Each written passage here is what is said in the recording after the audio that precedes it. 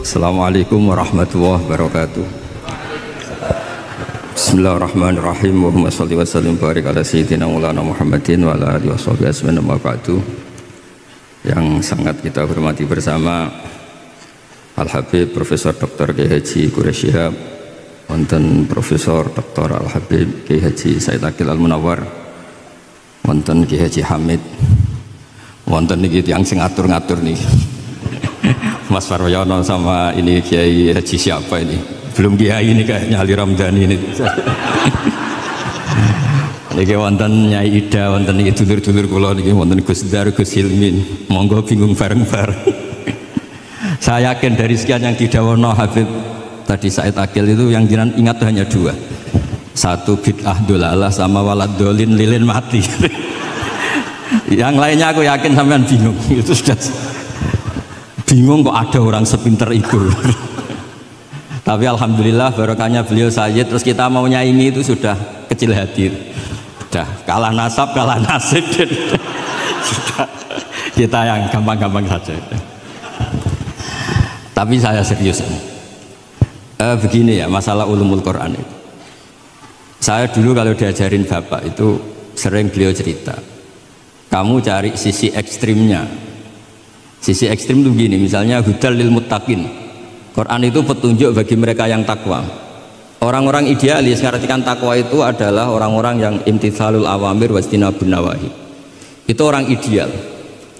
Tapi faktanya Sayyidina Umar itu masuk Islam tuh dengar surat Toha hina kana huwa kafir, ketika beliau masih kafir. Beberapa sahabat dulu masuk Islam itu ketika mendengar Quran statusnya masih kafir, sehingga ada bukti bahwa orang tidak mutakin juga bisa dapat hidayat Quran. Nah barokahnya kita baca banyak Quran itu bukan sekedar hudal lil mutakin, tapi juga hudal linnas. Lalu dianalisis, oh jangan-jangan lil mutakin ini cara balaghah min babil iktifa, lil mutakin wa ghairihim. Buktinya ada ayat lain yang menyebutkan hudal linnas. Ini itu awal dari disiplin ilmu, sehingga memang tidak bisa kita mengartikan Quran tanpa baca tafsir yang banyak. Kemungkinannya tadi tambah pinter atau tambah bingung tadi. Nah, soal kita tetap tidak bisa itu ya alhamdulillah, memang manusia didesain wa kanal insanu dzaluman jahula. Jadi kalau kita bodoh itu sesuai rencana Tuhan memang itu. Jadi tidak usah disesali, biasa aja memang. Dari dulu juga sudah direncanakan kita ini berstatus wa kanal insanu dzaluman jaulah. Itu secara balaghah itu dzaluman banget, dolime jaulan itu banget bodohnya. Banget dolimnya itu begini, andaikan kita ini orang baik itu juga nggak mesti baik. Tadi dawuh Pak Quraish itu saya sering memberi analogi. Saya ini kata orang banyak itu ketok. Kalau diundang di kampung musola penceng itu kalau datang kata orang-orang itu tawaduk, tapi kata kiai setempat itu mangan jatah kiai cilik Gus ini. Jadi yang satu bilang tawaduk Gus Dara, yang satu bilang cek mentalan nih Gus jatahku mbok jupuk gitu. Sehingga saya sering cerita ada acara manakiban, biasanya kalau kiainya itu tuh Pak Said dapat ayam paling besar kalau kiainya, kalau yang lainnya itu ya suwiran itu. Barokahnya saya tidak datang, yang dipakai itu kiai-kiai yang kira-kira mabadik fikih. Saya ini kan dianggap kiai kolyubi. Itu maturnunya sama saya itu maturun Gus Jiran gak teko. Aduh aku untuk suwiran gitu. Karena sekali saya yang datang itu ya kira-kira bintangnya saya. Jadi kadang-kadang antara tawaduk dan ngambil jatah itu gak jelas. Nah ini pentingnya ngaji ijtihad. Makanya di sahabat kitab muwafaqat, ijtihad itu satu logika yang gak konsisten. Sebab itu Rasulullah SAW itu kalau ngendikan apa saja itu ya juga dianalisis oleh sahabat. Misalnya begini, ya ummul qauma aqra'uhum li kitabillah. Tentu imam itu yang terbaik. Tapi di beberapa kejadian akabirus sahabah itu pernah makmum sama Salim Maula Hudzaifah. Itu orang yang kelas nasabnya marganya itu jauh di bawah Abu Bakar Umar. Tapi beliau makmum sama Salim Maula Hudzaifah. Bahkan beberapa riwayat yang Nabi ngendikan cara shorihan itu sama sahabat masih dinego. Karena ada ranah istihad. Misalnya Nabi ngendikan la tusalliyanna asra ila fi bani Quraidah.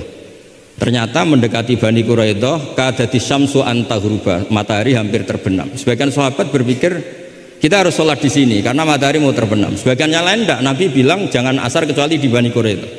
Separuh sholat asar, separuh enggak. Falam yu'annif ahadan minhum, Nabi enggak menyalahkan salah satu karena ini masalah apa? Ijtihad. Jadi ini matur juga Gus Samit, saya tadi dari rumah bilang sama keluarga saya datang tapi mau pamit, ini saya sudah mau jadi resi, mau uzlah. Karena ya itu tadi, kalau saya ngisi terus itu apa tawadu, apa nutup jatahnya orang lain itu juga gak jelas, nanti hisabnya itu apa ya gak jelas. Bapak itu sering ngajari gitu, Pak itu kiai sepuh jadi imam masjid istiqomah sekali sampai tua. Itu istiqomah apa mau digenti kan? Itu istiqomah atau nggak mau regenerasi. Jadi orang tuh biar mikir.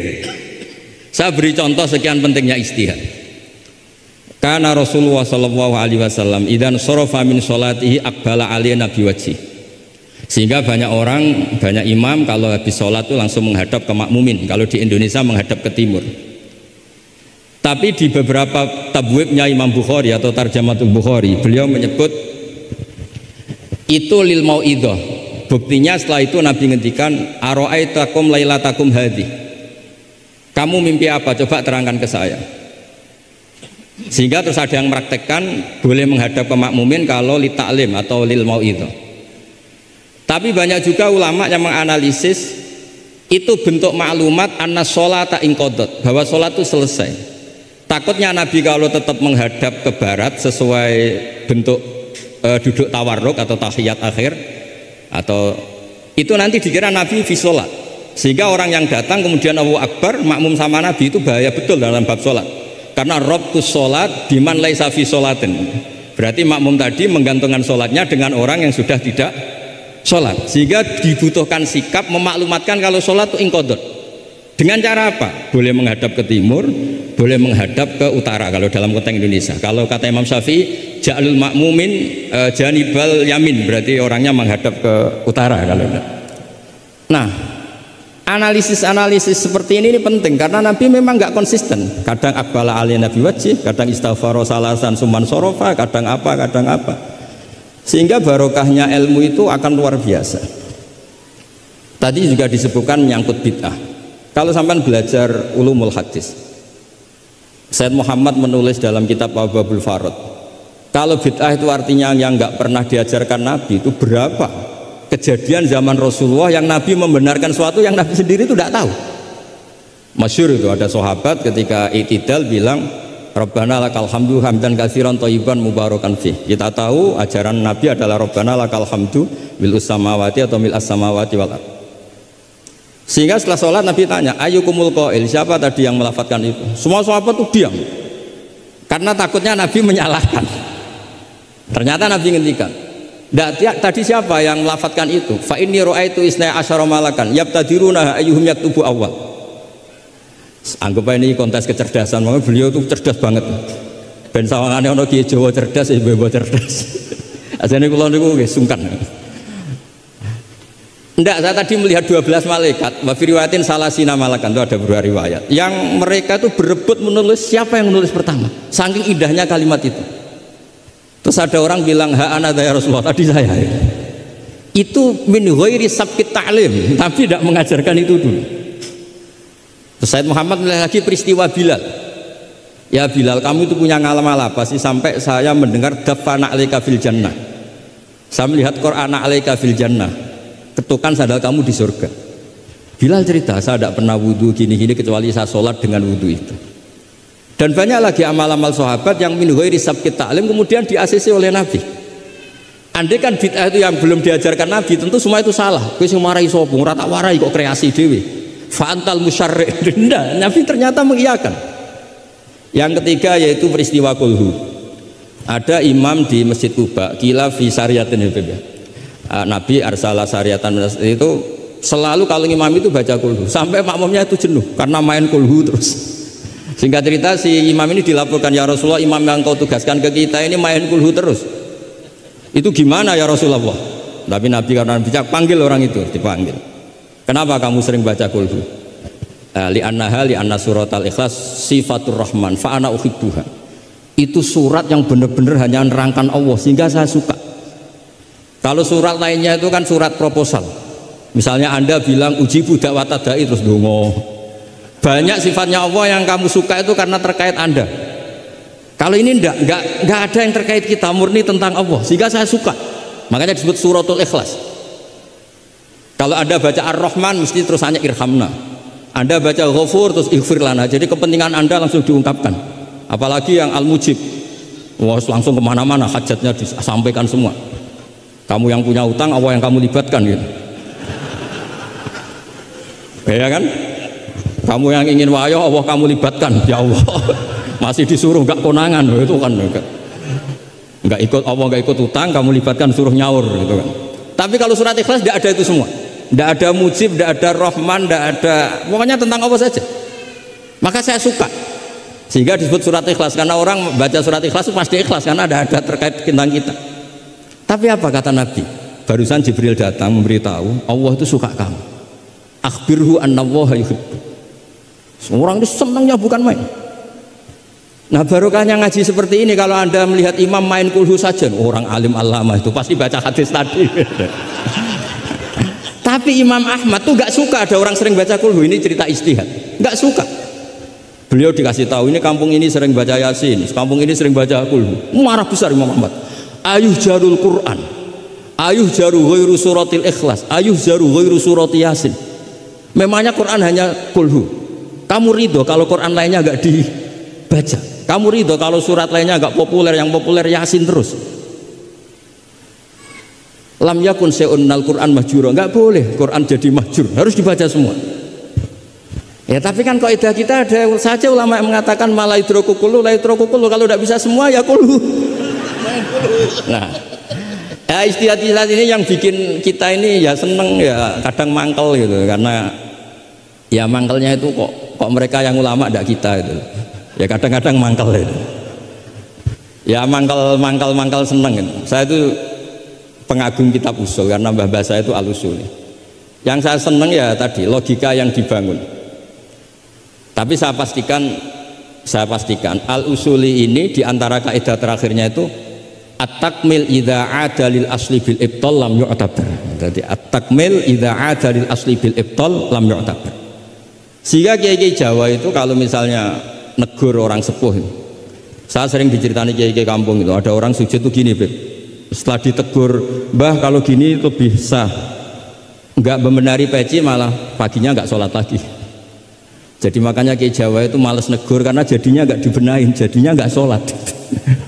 Jadi itu masuk kaidah at-takmil idza ada lil asli bil ibtal lam yu'tabar. Jadi kalau dipaksakan ideal itu malah al aslunya hilang.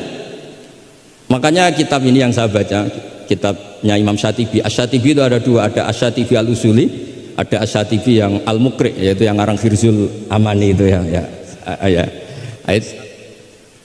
Nah itu ini nanti saya baca beberapa kaidah dalam ulumul Quran.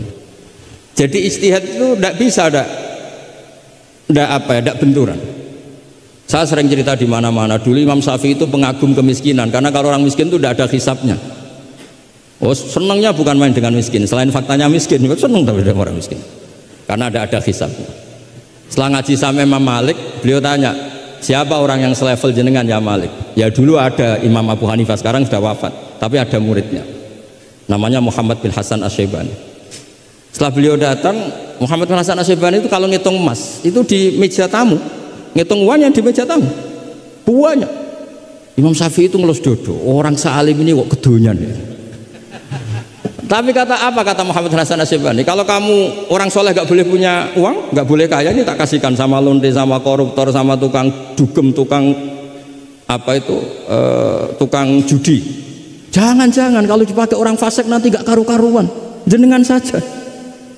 Baru sadar, iya ya, kalau yang orang soleh kere semua, yang fasik kaya, berarti ada syauqatu dzalim ala soleh, ada syauqatu dzalim. Kayak apa bahayanya? Ada saltonatul fasik ala soleh. Semenjak itu Imam Syafi'i itu tuh sampai fatwa berlebihan. Orang Islam yang bisa kaya kok miskin haram. Kuat beli Alphard kok beli carry tua haram, terus berlebihan. Kalau Gus Silmi kuat jabat kok ndak haram. Pokoknya terus ekstrim sampai al-Islam ya wala yulale. Terus kata kiai-kiai Jawa yang alhamdulillah banyak yang miskin juga, komentarnya lucu, wes ngerti Mbah, cuma ora kelar. Artinya punya selera kaya itu kita sudah punya, jangan haramkan, semuanya tahu kok. Cuma nggak mampu, jadi udah salah no. Tapi barokahnya itu Imam Syafi'i menjadi tahu bahwa bukan sekedar ahyini miskinan wa amitni miskinan, tapi Nabi juga pernah ngendikan nikmal malu soleh lil maris soleh. Bahkan Imam Syarani ngendikan, kamu murid-murid saya harus jadi orang kaya.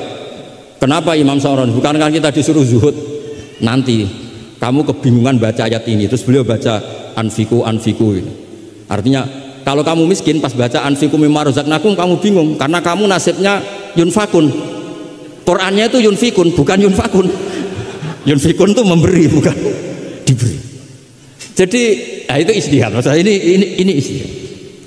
Jadi istihad itu sesuatu yang harus kita buka. Ya seperti inilah. Saya tidak tahu ini Gus Hamid ngundang saya ini apa ganjaran apa enggak. Kalau melihat seneng orang alim, silaturahim ya ganjaran. Tapi kalau tanyakan santri saya yang sekarang mungkin baru sorogan sama saya ikhya apa? Ganggu saja pondok kerapia. Tidak tahu nanti yang didengar Allah itu komennya yang di sana dianggap sini pengganggu. Apa yang didengar Allah itu silaturahim dengan keluarga kerapia. Tidak tahu saya. Kulun muhtamilun. Kalau di mu'in wa fihi nadhurun. Supaya ya ini masalah istihad. Enggak bisa. Kata Imam Abu Hasan Asyadili fi mukasyafatihi, beliau ketemu Nabi Muhammad SAW, satu ketemu Nabi Nuh. Kata Nabi Muhammad gojolek Nabi Nuh, andaikan kamu tahu anna fi aslabil kuffar man saya'budu wa la yusyriku bihi syai'an, kamu tidak akan mendoakan mereka la tadzar alal ardi minal kafirina dayar. Nabi ketika dihujat kayak gitu di Abdul Yalil di Taif, itu kan sampai malaikatul jibal bilang, kalau kamu mau Muhammad, kalau kamu mau ya Rasulullah, mereka akan saya habiskan. Apa kata Nabi? Bal arju ayyukhrijallah min aslabihim ma ya'budu wa la yusyriku bihi syai'an. Mungkin bapaknya belum iman tapi nanti anak-anaknya iman. Kita tahu kan Abu Lahab punya anak Darro, Abu Jahal punya anak Ikrimah, Walid yang kayak gitu getol Nabi punya anak Khalid. Kayak apa sabarnya Nabi Kak? Seperti sabarnya kiai-kiai di Indonesia. Bapaknya itu gak poso, ya ora salat. Anaknya itu TPG. Gara-gara anaknya cilik poso itu njuk gendong bapaknya. Sesuai bapaknya isin melok poso. Saking harunya melihat anaknya puasa. Abdullah bin Ubay bin Salul itu punya anak itu solehnya minta ampun. Saya tidak tahu ketua pondok apa berdarah mondok di Rasulullah. Itu termasuk min ajal italamidihi Abdullah bin Ubay. Punya anak Abdullah juga namanya. Itu sampai ketika ya Rasulullah bapak saya itu meninggal. Tolong dikasih syafaat. Iya ya. Saya ingin kafannya itu jubah jenengan. Fanaza jubatahu dikasihkan. Tidak sekedar itu, tolong ludahi ya Rasulullah biar bisa. Diludahi man. Sampai Umar itu ya Rasulullah apa engkau tidak ingat Abdul bin Ubay ngomong gini, ngomong gini. Enggak pernah ada. Ya nanti saya mintakan maaf ya Umar. Tapi kata Allah intastaghfir lahum sab'ina marrah falaya wa sa'azituhu ala sab'in. Kalau 70 enggak bisa nanti saya tambah. Itu karena ngergani anaknya. Kata banyak ulama mengatakan aslama bi ra'fati Rasulullah wa bi ahwali Rasulullah itu alfun min ahli baiti kaum. Jadi gara-gara sikapnya Nabi yang simpatik, orang kampung yang gengnya Abdul bin Ubay itu menjadi Islam semua. Wong kok apike gitu, orang kok sebaik itu Rasul. Haru. Artinya gini, ada bukti bahwa anaknya orang nggak karu-karuan itu ya bisa mondok. Bapaknya tidak bisa baca Quran, anaknya hafid, pasti wisuda itu nangis. Nangisnya karena saya itu baca Quran aja tidak bisa kok anak saya hafid. Nah, roja ini loh yang menjadikan kita semangat, tetap nggak frustasi nyai di Indonesia. Karena Nabi ketika melihat kafir harbi saja, Nabi tetap menghentikan bal arju. Saya berharap ayyukhrijawah min aslabihim ma ya'budu wa la yusyriku bihi syai'an. Nah ini sekaligus supaya saya di sini ada gunanya. Andai kan undangan ini salah juga sebagai kafaroh, Gus Hamid kafaroh semuanya. Saya baca Muwafaqat karena saya pernah virtual sama beliau nerangkan usul fikih. Saya juga bingung kayak dua orang yang ngatur saya ini. Tapi saya senang sama usul fikih itu. Saya baca, semoga ini barokah sekaligus saya minta ijazah sama Habib Said Aqil Al-Munawwar. Di antara cara ulama mensifati Rasulullah Shallallahu Alaihi Wasallam itu di antara cara madh Rasulullah itu begini. Ba'asahu terusnya terus bimillatin hanifiyatin. Terus beliau ngendikan tahdil kafah fahiman wa ghubiyah. Jadi agama ini tahdil kafah fahiman wa hubiyah wa tarfuku bijami'il mukallafin muti'an wa asiyah. Itu ketika saya tarik muti'an wa asiyah itu gimana, bagaimana millah hadil millah ini bisa tarfuku bijami'il mukallafin muti'an wa asiyah. Nabi kayak apa, cerita orang baik yang ideal yang melakukan imtitsalul awamir wastinabun nawahi. Tapi Nabi juga ngendikan syafaati li ahlil kabair min ummati. Kayak apa Quran mengajarkan kita kebaikan yang ideal? Wa ibadur rahmanil ladzina yamshuna 'alal ardi hauna wa idza khatabahumul jahiluna qalu salama wal ladzina yabituna li rabbihim sujada wa qiyama wal ladzina, itu ideal. Ada lagi yang ideal disebutkan muhsinin itu apa? Alladzina yunfikuna fis sarra'i wad dharra'i wal kadhimina al ghaidha wal 'afina 'anil nas, terusnya. Tapi Allah juga ngendikan qul ya ibadiyalladzina asrafu 'ala anfusihim la taqnatu mir rahmatillah. Mereka yang asrofu Allah masih manggilnya ya ibadihi, hamba-hambaku, kamu kesini anibu ila rabbikum aslimulah. Kayak apa? Hadhil millah tarfuku bijamil mukallafin muti'an wa asiyah. Sehingga Nabi ngertikan mangqala la ilaha illallah jannah wa in zana wa in sarqa wa in zana wa in sar. Itu kebetulan yang tanya itu Abu Dzar. Abu Dzar itu orang yang fikihnya itu ekstrim. Malah yang didhawuhi Nabi wa in zana wa in sarqa sampai tanya lagi, ya Rasulullah tenane. Kebetulan Nabi pas itu bangun tidur. Iya, darab wa inzana wa insaraq sampai 3 kali. Saking Nabi itu karena beliau bantah terus sampai Nabi ngendikan ala rohmi anfi Abi Dzar. Oh dasar terang ora paham-paham. Abu Dzar terus bilang wa in rohima anfu Abi Dzar. Meskipun begitu saya puas karena sudah mengkonfirmasi sampai 3 kali. Sehingga dalam kenangannya Ka'bul Ahbar dalam kitab Khilyatul Auliya ketika cerita manaqib Ka'bil Ahbar. Ka'bil Ahbar ini orang ahli kitab yang maunya Islam itu terlambat karena nunggu data itu kurang satu menurut dia. Di kitabnya dia itu kan masyhur itu Al Hadits Tsani an Yasar bin Atha an Ka'bil Ahbar qala alamani abi Taurata illa sifran wahidan kana yahtimuhu wa yudkhiluhu sunduk. Falamma mata abi fatahtuhu fa idzan fihi nabiyyun yakhruju akhir zaman maulidu bi Makkah wa hijratu bil Madinah wa sultanuhu bisyam. Ka'bil Ahbar itu tahu Rasulullah itu maulid Makkah ini sudah benar. Wajiratu bil Madinah sudah benar, tapi beliau tidak menangi ada Sultanul Islam Fisyam, sehingga cara beliau data ini kurang satu. Ketika Futuhat Umar menaklukkan Syam dan Islam di Syam menjadi sultanah, menjadi sultan, wa sultanuhu bisyam. Singkat cerita dia akhirnya masuk Islam dengan data yang seketat itu. Akhirnya dia jadi penasihatnya Umar bin Khattab, masyhur. Ketika di antara yang diceritakan beliau adalah yalumunani ahbaru Bani Israel. Saya ini ketika ketemu orang-orang ulamanya Bani Israel sering dicibir, disalahkan. Annani dakhaltu fi ummatin farraqahum awalan summa jama'ahum. Nah, ini saya ini dikritik, disalah-salahin sama ulama Bani Israel karena saya ini masuk satu komunitas yang gaya pertamanya kayak ada kelompok-kelompok, ada faksi-faksi. Tapi summa jama'ahum, pada akhirnya jadi satu. Terus beliau baca kitab, baca Quran tadi, summa awrasnal kitab alladzina astafaina min ibadina, tadi yang dibaca Profesor Kures. Faminhum dzalimun li nafsi. Gayanya kita ini kita dibagi, ada yang dzalimun li nafsi, wa minhum muqtasid, wa minhum sabiqum bil khairati biidznillah. Tapi kata Nabi, haula kulluhum bimanzilatin wahidah wa kulluhum fil jannah. Tapi ternyata 3 orang ini semuanya di surga. Yang ngajari Quran lelaki sama lelaki, perempuan sama perempuan, dia fil jannah. Tapi kalau di kampung-kampung itu gurunya itu perempuan cantik, ya ada ustadz lelaki, ya agak kepikiran juga. Itu kalau diharamkan tidak jalan, dihalalkan fitnah. Tapi barokahnya agak-agak semu-semu ini yang bisa baca Quran di situ banyak. Ikutnya partai wa akharuna atarafu bidzunubihim khalatu amalan sholihah wa akhara sayyi'ah. Jadi, ini cerita saja, nanti bisa ditas sama beliau. Intinya kalau kita ngaji itu tadi, kita kata Sayyid Muhammad yang paling masyhur, li'annal insan kullamat tasa'a fikruh qalla inkaruhu 'alan nas. Jadi al insan idza tasa'a fikruh qalla inkaruhu 'alan nas. Jadi tadi misalnya ada kiai besar diundang di kampung-kampung terbelakang nggak mau, jangan katakan sombong. Itu tidak membunuh pasaran kiai kampung. Yang datang puji tawadhu, yang nggak datang puji ngasih job, kan enak kan? Semuanya benar. Semuanya apa? Loh, saya kalau diundang Kemenak tidak datang karena ngasih jatah jenengan-jenengan ini. Kalau saya datang bisa majub ini.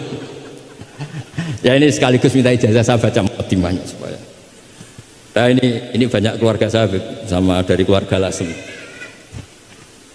Ini saya baca ilmu usul fikih saya supaya semuanya dapat ijazah dari Habib Said Al-Akhir Al-Munawwar. Bismillahirrahmanirrahim.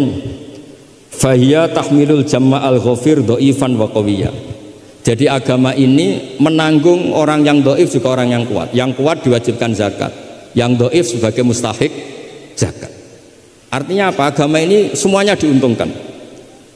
Terus muti'an wa asiyat, terus wataku tuhum bi khazaimihim min qadan wa abiyya, wa tusawwi bainahum bi hukmil adli syarifan wa daniyah, wa tubawi uhamilaha fid dunya wal akhirati makanan aliyah, wa tudrajun nubuwatu baina jambaihi wa illam yakun nabiyya, wa tul bisu al muttasifa biha malbasan saniyah hatta yakuna lillahi waliya. Ini kata beliau, orang yang ilmunya cukup itu kata beliau dijamin hatta yakuna lillahi waliya. Karena tidak ada orang yang syafaqah sama umatnya Rasulullah SAW kayak orang alim. Saya tuh sering dikomplain sama orang-orang idealis. Kalau ada tetangga saya mati yang tiap malam lihat TV ngorok, habis itu bangun subuh, sudah subuh gak jamaah. Itu kan, Gus kenapa anda muji suami saya itu orang baik, padahal malamnya tuh mesti lihat TV ngorok tidur. Ya itu kan orang baik. Selama ini kan hanya dibilang dia tarokat tahajud, dia taroka qiyamal lail. Kalau saya bilang huwa tarokal ma'asiyah kullaha, karena tidur tadi. Susahnya apa sih husnudzon itu?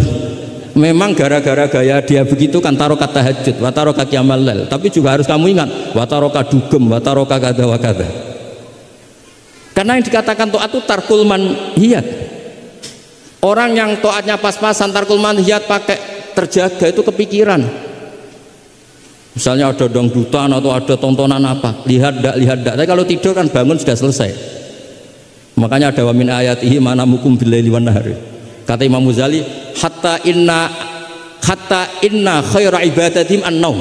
Suatu saat zaman akhir ibadah terbaik itu tidur. Karena kalau bangun ngayal, ketemu orang hasut, ribet. Tapi kalau tidur kan enggak. Lu tidur tuh hebat. Kenapa tidur itu menjadi keramat? Ru'yal anbiya wahyun. Kalau tidak nabi, ru'yal mu'min itu juz'un min sittatin wa arba'ina juz'an minan nubuwah. Itu ada ulama nganalisis gini, kenapa tidur itu objektif? Orang itu kalau terjaga, itu otaknya kan pakai versi, Allah itu diajari. Bayangkan jadi kiai besar, terus semua orang hormat. Bayangkan kiai besar, semua orang tunduk, istrinya banyak, taat semua, rukun semua kan ngayal-ngayal. Terus presiden semua, apa pokoknya ngayal-ngayal. Allah itu diatur kayak dunia miliknya. Surga juga diatur, dia masuk surga yang ini kayak tadi kata milik banyak. Tapi kalau orang tidur itu kan nol, dia tidak punya ikhtiar sama sekali. Nah barokahnya tidak punya ikhtiar sama sekali ini, kalau Allah mau ngasih ilham atau busyra itu orisinil. Makanya saya ini jarang wiridan habis sholat, tapi kalau sama tidur tuh wiridan saya banyak. Ini bukan pamer, bukan. Saya sampai apal doa mau tidur. Allahumma rabbas samawati sab'i wa rabbal arsyil azim rabbuna wa rabbul kulli syai'in khaliqal habbi wa nazzila tawratu injiru. Suap panjang. Allahumma amantu bika wa da'tu jamila amal jawami. Gara-gara baca ilmu tadi. Orang habis sholat wiridan, habis itu jalan-jalan, ketemu orang cantik terus nyesel di rumah ndak kayak itu apa, pokoknya masih banyak masalah. Tapi kalau orang mau tidur, wah ini kalau keterusan bangun-bangun ketemu mungkar nakir. Kalau takut mati, tahu-tahu dibaca orang, kita tidak bisa ikhtiar. Apapun itu riskannya, masya Allah namanya tidur. Tapi kita berani karena tawakal sama Allah. Nah itu kalau kamu bisa mengenalkan itu tidur kamu dengan kualitas juz'un min sittatin wa arba'ina juz'an minan nubuwah. Saya itu pernah tidur, ini cerita ke sampean, tidak sering tapi pernah. Belajar kitab sak nomornya itu tak lihat itu persis. Dia hanya ingin meraktekkan itu. Ya karena tadi kalau betul ru'yal mukmin itu juz'un min sittatin wa arba'ina juz'an minan nubuwah. Makanya ada anni arafil manami anni atbahu. Makanya ketika Said Muhammad cerita kalau ada kritikus tentang kitab Madaih karena kadang pakai cerita ru'yal kafir, itu kata Said Muhammad di era sebelum Rasulullah SAW itu semua ru'ya itu orisinil. Ketika Fir'aun mimpi bahwa ada an-naron akhraqat baitahu, terus ditakwil anna waladan min auladi bani Israel ahlaka mulkahu. Akhirnya nyata apa enggak? Nyata kan? Padahal itu ru'yal kafir. Fir'aun mimpi ada nar sing akhraqat baitahu, terus ditakwil ada waladan min bani Israel ahlaka napa? Mulkahu. Nyata padahal itu ru'yal kafir. Zaman Azizu Misra mimpi ini aros apa bakaratin siman. Itu juga nyata padahal ru'yal kafir. Sehingga di Dalailun Nubuwah Imam Bukhari sendiri memasukkan komentarnya Heraklius. Di kitab-kitab Madaih juga memasukkan komentarnya Nasturo, Bukhairo memasukkan. Nah, lagi-lagi ini pentingnya ngaji. Tapi kalau Anda tidak ngaji, wah ini omongannya orang kafir, Mas layu tamatu qaulu gini-gini. Lagi-lagi ini barokahnya ngaji. Jadi barokahnya ngaji kita tahu mana duduk perkaranya, mana yang harus musaddaq, mana yang harus mukadzab. Jika kita ngaji disebut al-jarh wa ta'dil. Nah, saya mohon semohon-mohonnya lah bahwa Quran ini kita bawa dengan semua perangkat ilmu. Terakhir saya cerita ilmu balaghah. Ilmu balaghah juga penting. Misalnya secara lahir orang kafir itu misalnya tidak sumun, tidak bukmun. Tapi barokahnya la yasmaul haqqa disebut bukmun misalnya. La yatakallamu bil haqq, la yasma'u. Akan itu kan ada sumum, bukmun, umyun. Sumun berarti apa? La yasma'ul haq, bukmun la yatakallamu bil haq, umyun berarti la yubsirul haq. Sehingga nanti kalau ada ayat wa ja'ala minhumul qiradata wal khanazira abadat tauhid, andekan tidak ada fakta ada kaum tertentu yang dijadikan khonazir, kita masih bisa pakai tasbih. Tasbih balik adalah yang ada tuh tasbih dibuang. Kalau orang dermawan level 6 mungkin orang bilang masih zaidun kal bahr. Tapi kalau levelnya 9-10 orang akan bilang zaidun bahrun. Kalau ganteng masih pas-pasan zaidun kal badri. Tapi kalau sudah kayak Rasulullah anta samsun anta badru. Nah pentingnya ilmu itu adalah ketika ada ayat yang dohirnya misalnya ada tadi wa ja'ala minhumul qiradata wal khanazira abadat tauhid. Ternyata misalnya kalau itu fakta ya sudah selesai kan, berarti itu hakikat. Tapi itu misalnya tidak fakta, kita masih bisa mentakwil dengan qulubuhum atau apalah mentalnya mislul khonazir mislal qirada. Tapi kalau kita tidak ngaji balaghah, semua lafaz kita anggap apa? Tekstualis dan kita anggap hakikat, berarti terus nganggap pernah ada periode yang orang itu dijadikan seperti itu. Nah, lagi-lagi yang nyafaat itu semua adalah ilmu. Ya, jadi ini sekaligus mohon ini ijazah kitab muwafaqat supaya semuanya dapat dan dapat berkah dari Rasulullah SAW. Assalamualaikum warahmatullahi wabarakatuh.